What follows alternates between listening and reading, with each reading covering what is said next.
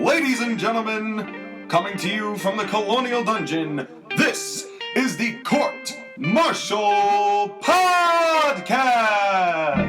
Introducing your host for this evening, he has a bald spot on the top of his head, and he weighs in tonight at a number you don't need to know. He is the Colonial Loudmouth, Sean McCarty! And welcome to another fantastic Court Martial Podcast. I am, as always, your Colonial Champion, Sean McCarty. That is the Colonial Furnace, heating up the Colonial household. And this is going to be a great show today, ladies and gentlemen. We have a hell of a lot to talk about, but that is no surprise. But what will be a surprise is what I've got in store, because I have a lot of different things going on. And yes, this is not just me doing a bunch of random rants and screaming at Ronda Rousey from my car. This is the true, genuine Colonial Champion here for you in the only way that I know how. And that is to be the smart that rants about things he thinks he knows what he's talking about with.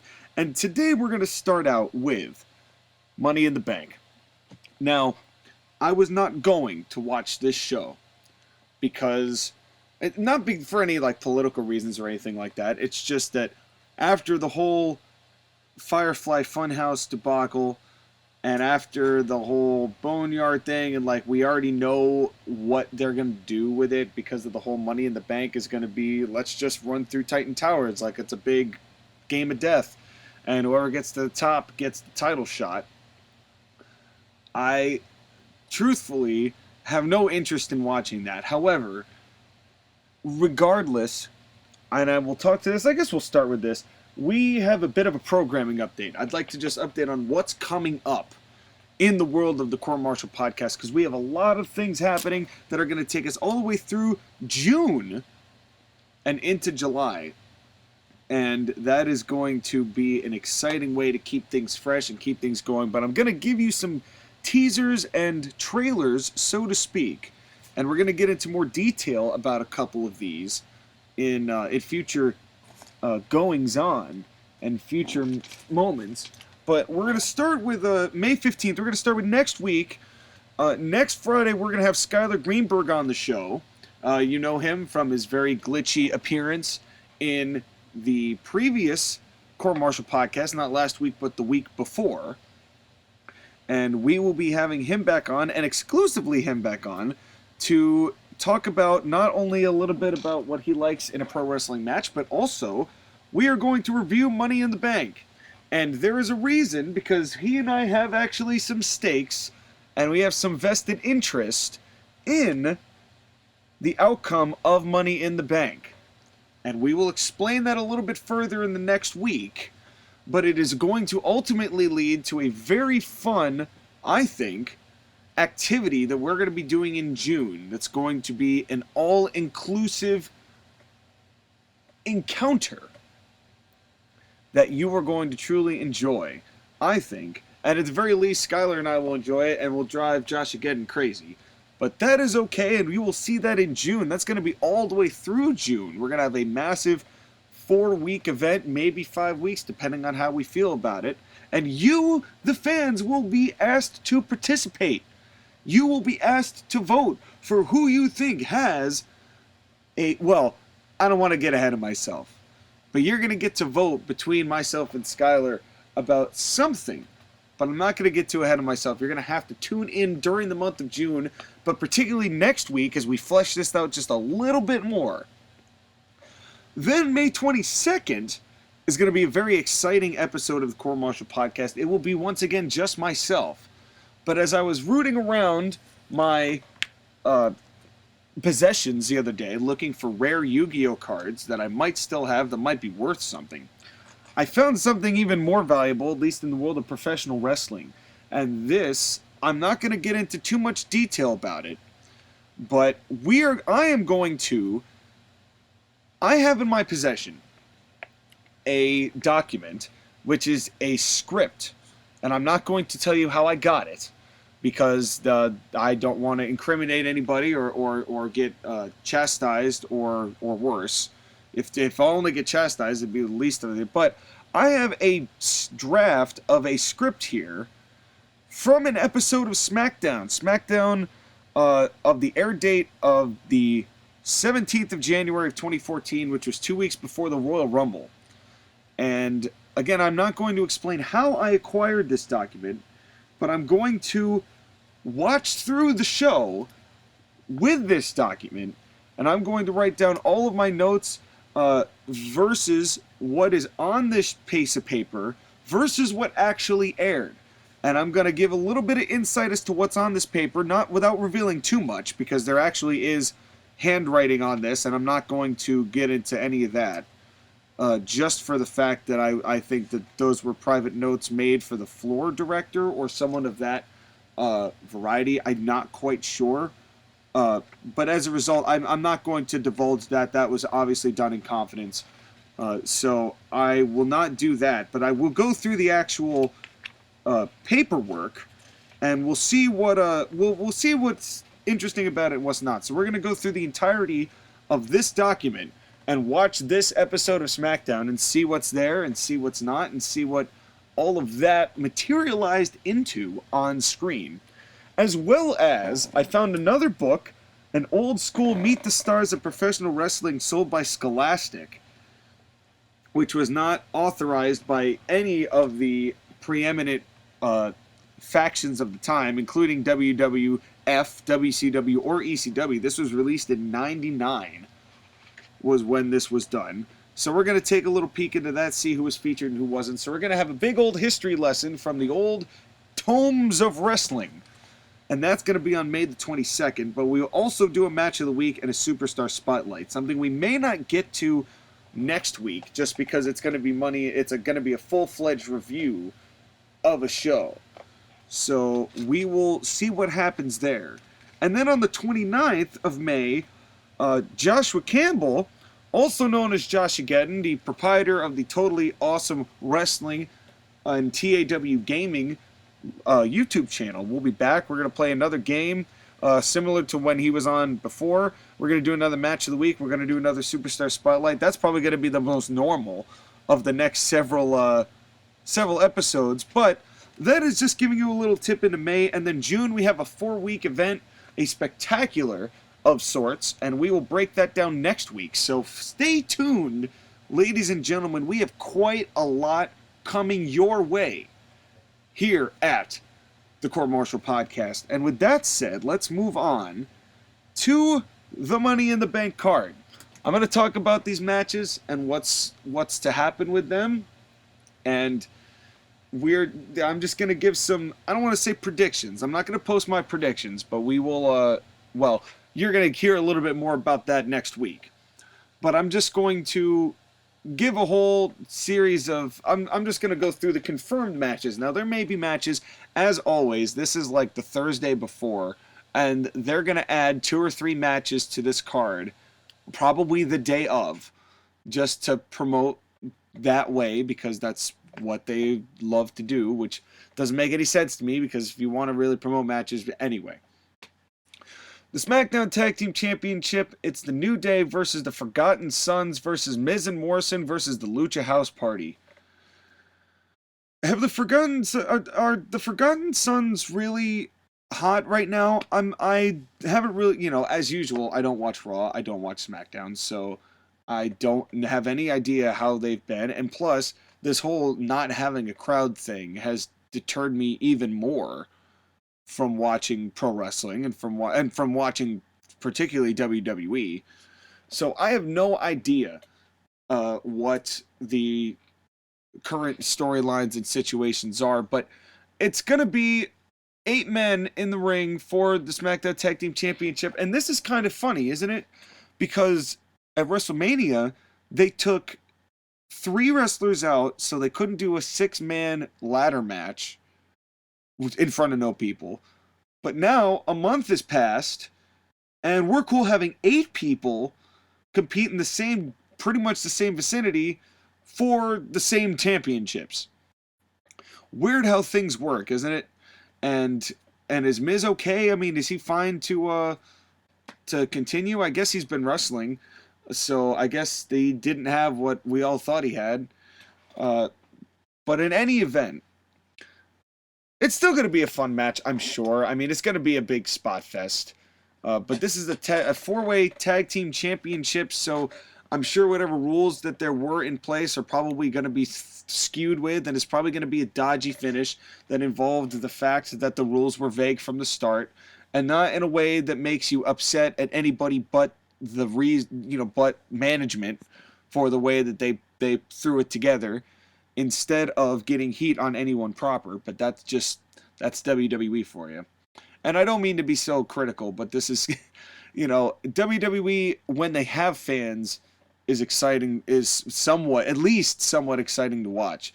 WWE with no fans, this is going to be a slog, a brutal trudge through another 4 hours of pro wrestling. And this is not even their biggest show of the year. This is just like this is their fifth biggest show of the year, I would say, behind SummerSlam and Survivor Series and the Rumble. And they hyped it up by saying it's probably going to be obviously cinematic to be a main event. But let's continue on. SmackDown's Women's Championship. I think they're going to give Tamina this belt, but I don't know that for sure. Tamina, I have a feeling they're really trying to push her. I'm sure to pay off some loyalty. So maybe Sasha Banks is going to cost Bayley the belt, or Bayley will do something that involves Sasha and Tamina wins or something like that. I'm not a big fan of Tamina, not gonna lie, but I also don't hate, the bigger women's style wrestling. I just think it needs... I've never been convinced that she can really garner sympathy or get heat. And I don't know if she's ever really done either that well. And that's not... Well, I guess that is a knock. But I don't mean it maliciously. It's just I've never really known her to get massive reactions, no matter when she's come along. And I kind of doubt... I mean, obviously there's going to be no people involved. And maybe that's the perfect opportunity to give Tamina the belt, is when they can be in their own delusion so that they don't... so that they can't hear the massive amounts of boos that would be coming, or just the straight-up AEW chants that people have been doing now. So, and will it be a good match? That's a solid maybe. And that's all I can really give that. Strowman versus Bray Wyatt for the Universal title. Why are we having this match? The last thing that Bray Wyatt needs right now is a shot at the belt. Wyatt needs to stay away, in my personal opinion. Wyatt and The Fiend need to continue to be doing high-profile feuds against high-profile superstars, but there does not need to be a belt involved.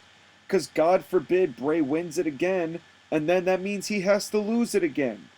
And I don't need that. I have a feeling that this is going to be just regular Bray Wyatt. But I have no idea what this is going to end up being. This could end up being cinematic too. Wyatt could just automatically turn this into a Firefly Funhouse match, quote unquote. Firefly Funhouse spectacle. Strowman won it against Goldberg in like one of the most blah ways, particularly after because it was just so sloppily done. It was meh, and I like Braun, but I know that that's going to hurt the feeling of this reign, and we'll see what happens. I mean, these two have history enough to be able to actually make a good story out of this. I'm sure the promo package is going to be great. I'm sure the video package is going to be absolutely tremendous, because that's the best thing WWE's got going for it, and that's probably why they're going more cinematic, because they're starting to cater to what they're actually have some strong points in. So Strowman Wyatt, I mean, don't expect that to be a Steamboat and Savage by any means, but it may surprise us. It may surprise us, so long it isn't just big moves, another big moves, Goldberg style or Brock Lesnar style match. If they don't do that, they'll be fine. WWE title, Drew McIntyre versus Seth Rollins. It's weird that Seth is even getting this match because he lost at Mania.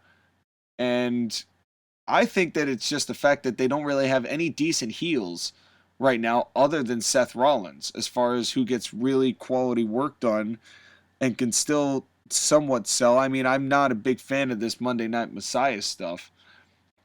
But if there's anyone that could get a good Drew McIntyre WWE champion, to really hype up his first defense. Because I was really concerned about McIntyre winning with no people and that it was going to really hurt his reign.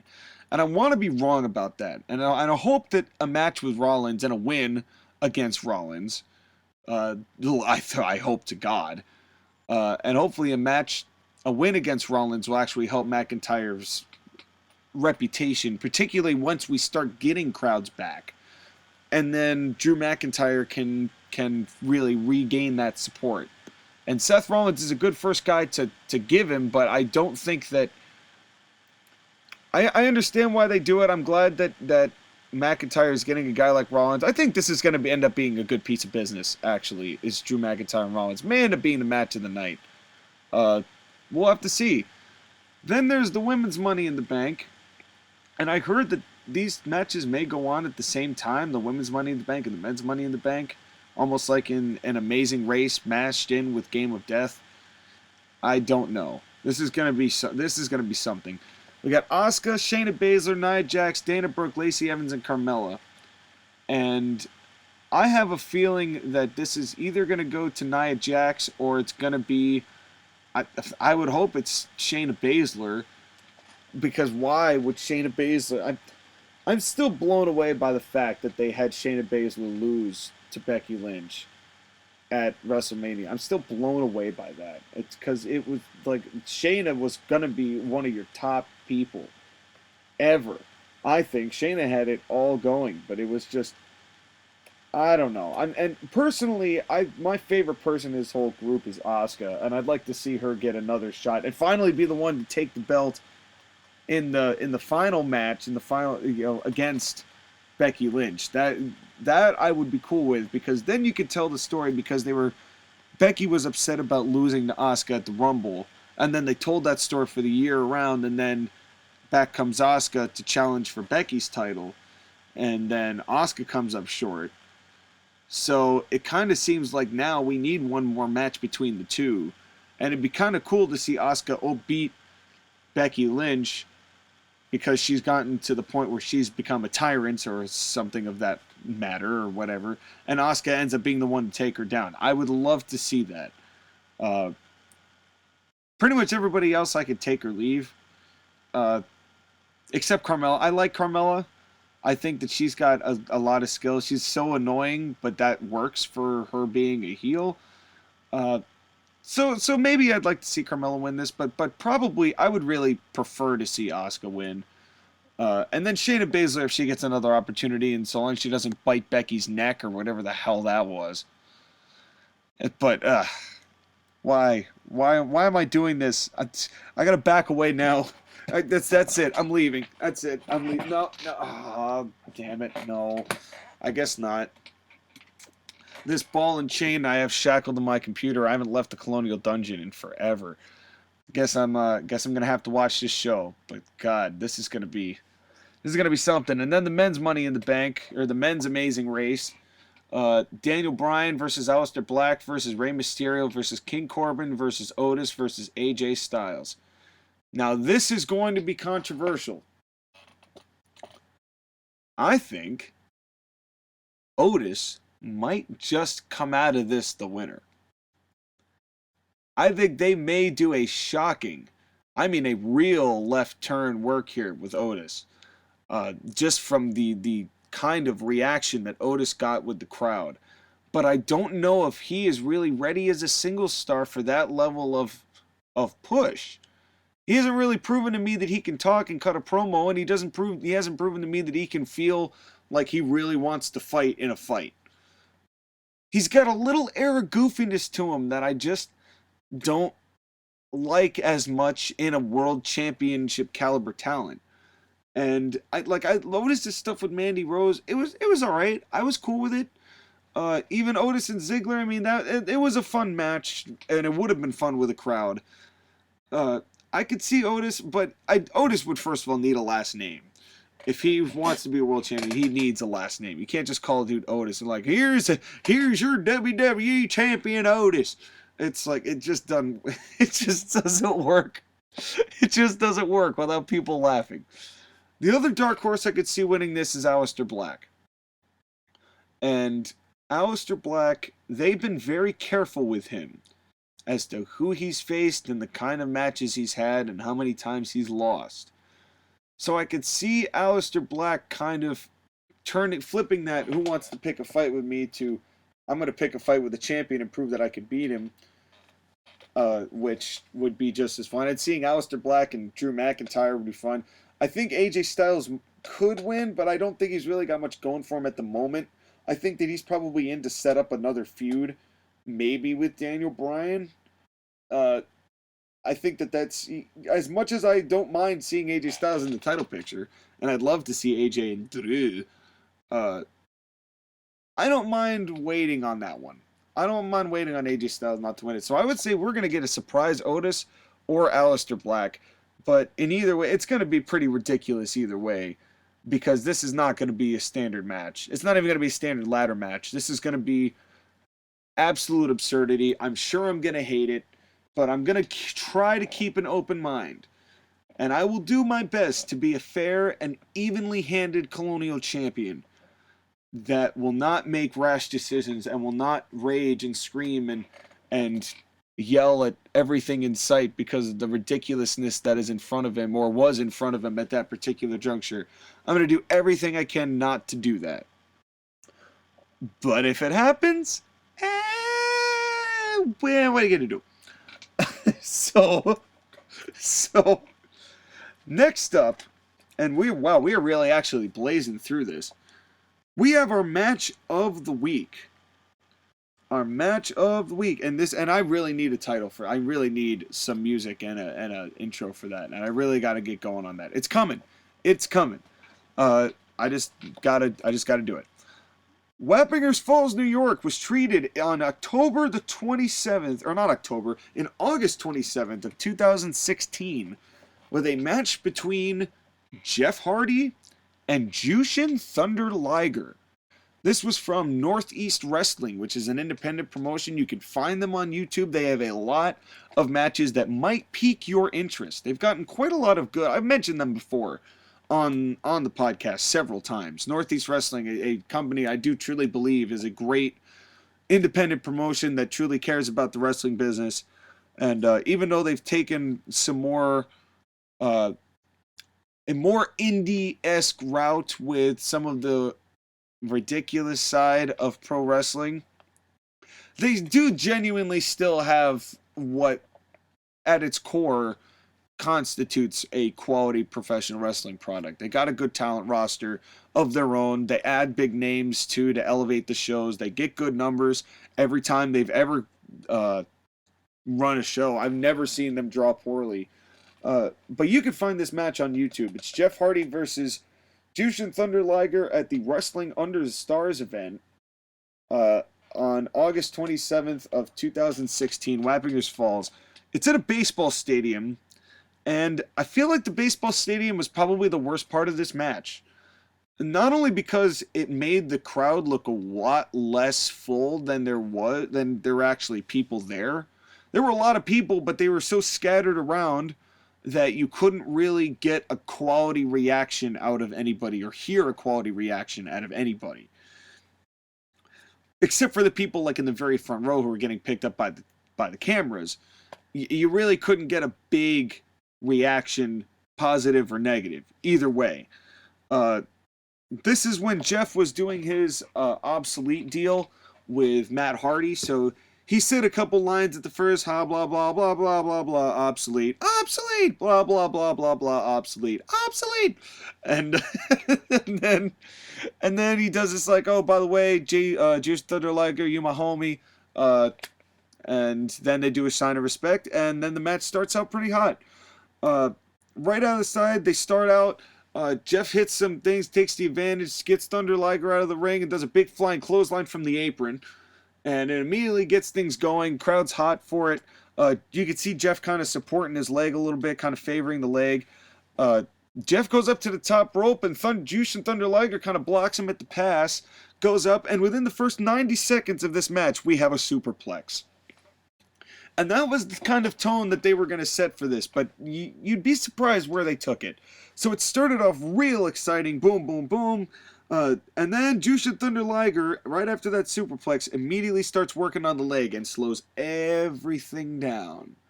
And he says, nah, you're wrestling my match, Jeff Hardy. I'm not wrestling your match. And it really set the pace. And even though this is technically a babyface confrontation, you could clearly tell that Jushin Thunder Liger was working heel. And you knew it, and you could tell the difference. And that is what I really respect about a good talent. A talent who can work heel while still working within the rules, so he's not cheating to win. He's not doing like a full-fledged turn. But he's doing just enough heel tactics to make you not want to cheer him. And you kind of want to see Jeff Hardy make the comeback. And it's really well done. And Jushin Thunder Liger spends the next, this is only a 10-minute match maybe, 16 with the entrances and the afterbirth. But it's a 10-minute match, and Jushin spends at least 4 to 5, actually probably like 6 minutes of this match working on the leg. And he starts hacking at the leg, and he sends it down, and he runs it through the ring post a couple times. And that's not something a babyface would do. And, you know, the referee kind of goes to stop him, and he rolls back in and rolls back out and hits him with another save with the ring post. And then he was doing such defining characteristics. And then he used the barricade. He lifted Jeff up on the barricade and dropped him down on his huevos. Right onto that ring barricade, which was just the solid metal rails. This isn't WWE with a barricade. This is like WCW. Just here's a small metal barricade, and he hits him in the grapefruits, and that's not something a babyface would do. And then Jushin comes back in. They kind of were a little liberal with the ring count, which is fine. You know, it's at the referee's discretion, so you kind of allowed that one. But he counted for a long time and then said, nah, this can't end on a count out. You know, I was okay with that. The one-man commentary, I don't know what his name is, but it was all right. He did a pretty good job of selling it up. You know, he could have used the color guy, but I think he did his best. It was still good. And then Jushin hits a figure 4 leg lock. And it was terrific. It was cinched in, and he was slamming his arms down, and Jeff was writhing in pain, and Jeff, being the professional, just to get the reaction from the crowd, because it was tough, because this was a baseball field, so you didn't really get big reactions.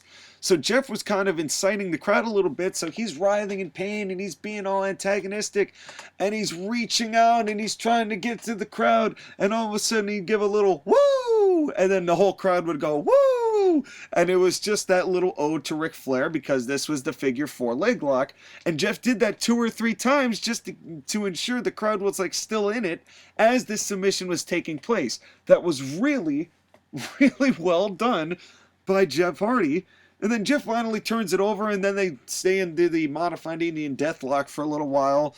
And then they kind of both roll out of it, and the referee has a real tough time breaking up the leg lock when they really get into it with each other. And, you know, because it was really cinched in well. I gotta say, Jushin puts on a mean figure 4 about 54 times better than The Miz. I don't mean to just randomly do the pot shot, but I don't mind randomly doing the pot shot, to tell you the truth. It looks bad, and he should feel bad. Then Jeff Hardy starts to rally, make a comeback, boom, boom, boom, shoots him off the ropes, hits him with hits him with a clothesline, I think. And then Hardy goes up to the ropes. He's going to go up to the top rope to do looks like a whisper in the wind. And instead, Jushin Thunder Liger pushes him by the keister, and Jeff crashes and burns really hard. He got his feet caught like on the tips of the ropes, and then he just went basically head first down into the mat. This was over the course of like 10 seconds too. He was on that for a long time, but when he finally fell, it was like, oh. I kind of felt bad for Jeff there. I'm like, easy, mate. And, you know, the crowd was into it. I knew that this crowd was into it. And then Jeff starts making a comeback. Liger goes, he misses something. Jeff kicks him, hits him with a twist of fate that looked okay.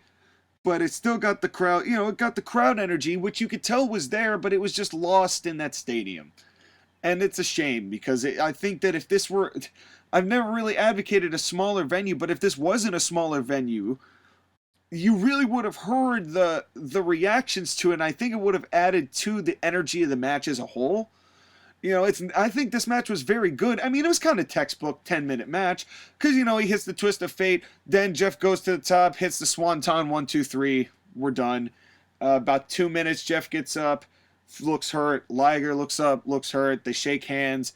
Liger raises Jeff's hand. Jeff poses. Liger leaves, and that's your deal. And that's you know, it was a good contest.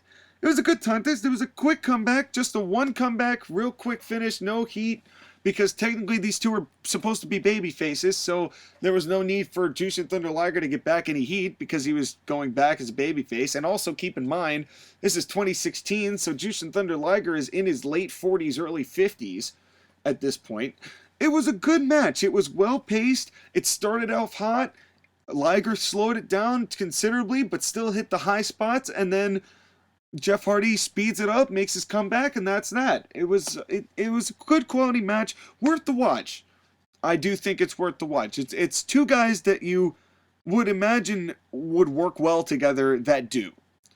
And that's I would have liked to have seen them in a smaller arena or on a bigger stage. These two, I think they could, or even better, when those two were really at the top of their game. Which might have been around 2008, maybe like 8 years earlier. That really would have been a tremendous contest. But what we got was still quite good. And that leads us to our Superstar Spotlight. And this is going to be a shorter Court Martial podcast than usual. And I'm a little surprised that it has taken this little time to get through everything that we've done. But sometimes you just need a quick one to recharge your batteries. So we're going to talk about Jeff Hardy. We talked about Matt. He was, I believe, our first Superstar Spotlight, first or second. And Jeff is interesting. When you look back at Jeff's career from the very early stages, all the way up until even today, and who knows what's going to happen with Jeff today. We have no knowledge of when/if he's going to return to the WWE. He started off at what, like age 14? He wrestled a match on television for Vince, and Matt wasn't that far behind. They were just two kids, and they kind of got to learn against some really big guys. I think Jeff worked Scott Hall, maybe, and Scott was able to kind of show him some things, and, you know, nobody knew that at the time, but these two, they started out as it was kind of like the Young Bucks before the Young Bucks, so they started out as backyard wrestlers, but they didn't make that their gimmick, as which distinguishes them from their modern day counterparts. But Matt Hardy and Jeff Hardy kind of break in together, and then they're slowly but surely introduced as a tag team, as the Hardy Boys, where they had those god awful ugly plaid that they wore that was just awful, just absolutely hideous. And so they wore that for the longest time. And when eventually they did really start to flourish was when they started facing Edge and Christian in 97 and 98. Or I guess it was more 98 and then into 99. Because Edge and Christian were doing their Brood stuff, and the Hardys get Michael Hayes or Doc Hendricks. No, they rebranded him Michael Hayes at that point. And Michael Hayes, doing his best to look young and cool and hip in the 90s, took on one of those skin-tight shirts and said, let's all skin-tight shirt our way down to wrestle. And we already did the review of the Bradshaw and the APA match, the Acolytes versus the Hardys for the titles, so we saw that already. But then they had that 20-minute, I think it was a Steel Cage classic, where everybody really looked terrific out of it, and that's really when they started skyrocketing. Then they figured in the Dudleys, who really were the perfect third team to wedge into that feud. I remember a terrific Hardys and Dudleys tag match, tables tag match, I believe it was at the Rumble of 99, I want to say. Maybe it was at the Rumble of 2000. I don't quite remember, but they had a great tables match. They've had a ladder match with Edge and Christian, so that had already happened. And then the TLCs, which really started projecting them on a much greater scale. And of course, this is where I make the comparison to the Young Bucks, because really the Hardys were part of that Spot Monkey group before that was even a term. And yes, Matt and Jeff were Spot Monkeys, but they still knew psychology. They were still getting psychology. More so, I mean, but they didn't use it. And I will argue that both Matt and Jeff, in the years of 2000, from 2002 to 2008, or whenever it was that they finally made their bigger impact on pro wrestling as a whole, at least with Jeff, they learned a lot about psychology in those years than they had doing all the ladder matches and stuff. Not that they couldn't do it, but you could tell that they definitely got more of the subtle nuances of pro wrestling and some of the slower psychological methods that some other talent use. But they were able to adapt that to their more high-paced style, which is what made them so unique. And then they go through the split between, of course, then they had Lita to the mix, and Lita was perfect with them. And then they do all the TLCs, which we will talk about another time. They were all great. Say what you want about the excessive weaponry. As the old school guy, I get that side of it, but as a sheer spectacle, they were absolutely tremendous. And it was you can't blame, Jeff taking that spear from like 20 feet up when he held the belt, and with Edge and stuff. There was so much that Matt and Jeff did before they even hit their stride. I would say that Matt and Jeff didn't even hit their stride until the brand split. Up to that point, though, they were tremendous. And they drew, Austin and The Rock were drawing tremendous amounts of money, and they were going out and stealing the show, and they've long since been revered for that. But at the time, you couldn't argue that it was the Hardys that were drawing in the crowds. I'm not saying they weren't, but I'm not saying that they were like the main attraction for the WWE at that time, if that makes sense. And it's not a knock at all. It is clearly not a knock, because I'm very much a fan of both Matt and Jeff. So then the brand split comes along, and they obviously split up during the WCW versus WWE thing, like they did with Edge and Christian and blah, blah, blah. And I'm just going to skip right on by all that. And then they march into 2002 and just end up getting the wallop beat out of them by The Undertaker.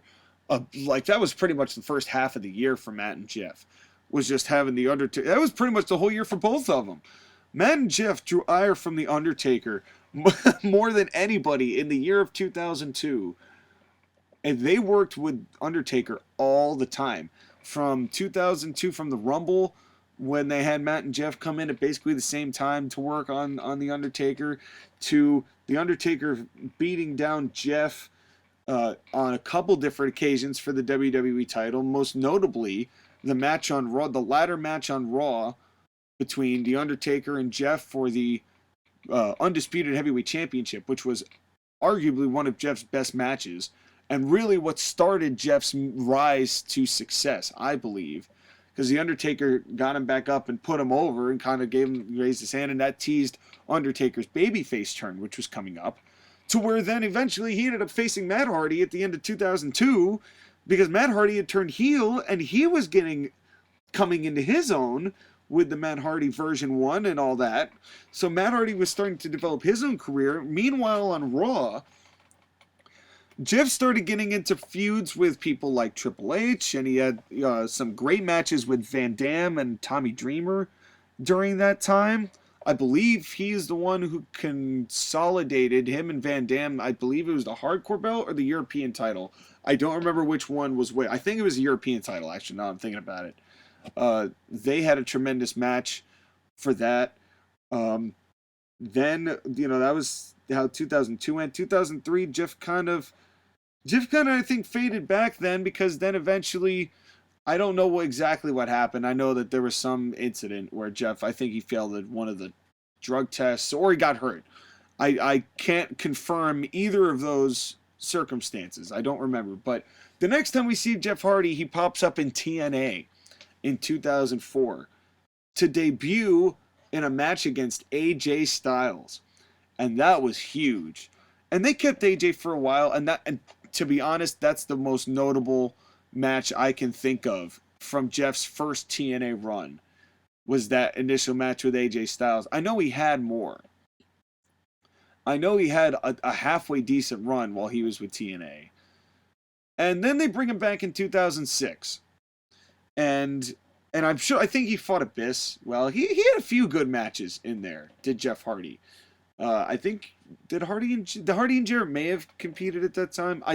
It's all pretty shady to me. At that time, I was pretty much all WWE at that point. I've gone back to watch some, but I am not as caught up on my TNA history of that time period, of the 04 to 06 era when it concerns Jeff Hardy. Then he comes back to WWE, gets in a feud with John Morrison, known as Johnny Nitro at the time, and those matches are great. I recommend their Unforgiven 06 match. He competes with DX and Matt, and I forget who the fifth guy was, CM Punk, in the Survivor Series match that year where they pitched a shutout. The Hardys then had the tag match again in the opening of December to Dismember, and we'll just move right along from that. And then Jeff has a really good 2007. He beats Umaga, has trades back and forth for that. 2008 comes along, and look at this. Jeff Hardy wins the World Championship, the WWE title. It was taken away from him very shortly thereafter, but it was a huge win. And then we finally see Matt Hardy turn on Jeff Hardy with one of the most impactful chair shots I've ever heard. And it honestly was a moment that is still, I wouldn't say shocking, because I'm sure you could have seen it coming, but it's still just the way that even JR sold it, where even JR couldn't say anything. That was big. I really did enjoy that turn. And I loved both their match at WrestleMania 25, which I'm very happy Matt won, because I think Matt deserved a WrestleMania moment. And then their subsequent I Quit match at Backlash that year, which I also very much liked. And then Jeff Hardy started hitting some of his personal issues, and I'm not at liberty to discuss his personal issues, but then he comes back to TNA.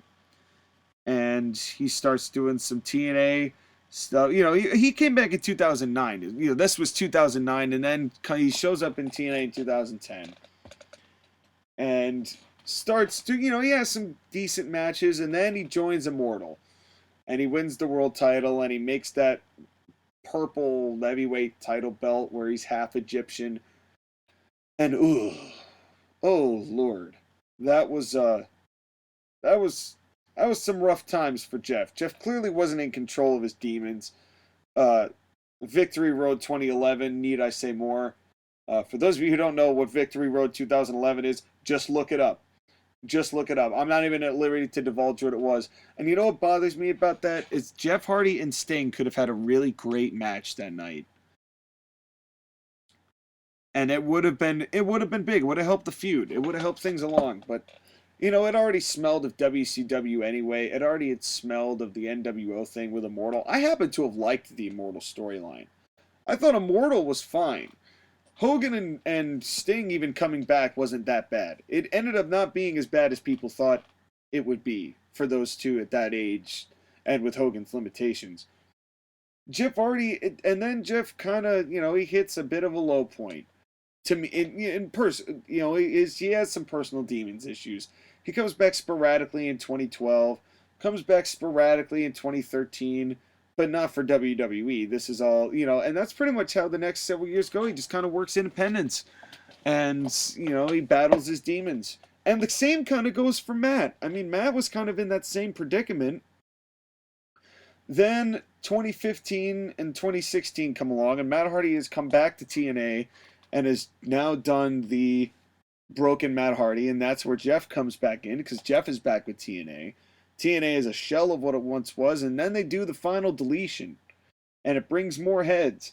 And then they start seeing what the creativity Matt Hardy has, and Jeff kind of rides on Matt for a little while, when the stigma was, for the longest time, that Matt Hardy was the guy who was the coattail or the Jannetty of the two, where I don't think those two have that anymore. And the whole broken universe was a big factor in that. And, you know, Jeff's obviously still great. And then they come back at WrestleMania 33, which got a huge pop. A huge reaction after their tag team Apocalypto. There's a lot of stuff from their 2016 run that's really exciting to watch. I liked really a lot of Jeff Hardy's like different personalities. He pulls out Willow. He pulls out Itchweed. Check out Itchweed. It's kind of a dumb character, but I still applaud Jeff for going out and doing it anyway. He pulls out some more personas, which I like from Jeff. I liked the gimmick changes and kind of just having fun with that. Then they come back as the Hardys. Jeff wins the U.S. title, faces Randy Orton in the red Hell in a Cell, where his ear gets twisted with a screwdriver because he has an ear gauge in it. And then it was just kind of on and off from there. And then he had that match with Jinder Mahal, where Jinder Mahal botched a really bad bump. And now Jeff has kind of had some demons issues. I don't know. I'm not at liberty to divulge or say, because I don't know, and can only speculate, what it is with Jeff right now at this current moment, what the deal is with Jeff. But all in all, for a career that in theory started in 94 is when I saw him for the first time, wrestling at 14. For a career that has spanned from 94 all the way up to 2019 as of right now, that's still a hell of a long career. There, he's won multiple world titles. He's universally regarded as one of the best high flyers that there's been, as far as the most death-defying. He's been incredibly charismatic. A lot of people regard Jeff Hardy as one of the best to do it, and I think that there is some level to that. You know, I don't know whether he ever was the draw as far as like the best guy, but I think he was a good world champion. I think enough people really liked him to support him, and I really liked him too. I really did. And I still do, and I support Jeff no matter what he does in any venture, so long as he's not getting flipped over by a dick or doing something ridiculous, like really ridiculous. He's cool with me. And look at the time, ladies and gentlemen. It turns out that me ranting about Jeff Hardy has got us right on schedule for our first commercial break. And when we come back, Skylar Greenberg will be with us. We will be reviewing the I'm sure to be abysmal but may have redeeming qualities Money in the Bank, and much, much more over the next 6 weeks. It is an exciting time to listen to the Court Martial Podcast. My name is your Colonial Champion, Sean McCarty, and we will be right back after these short messages.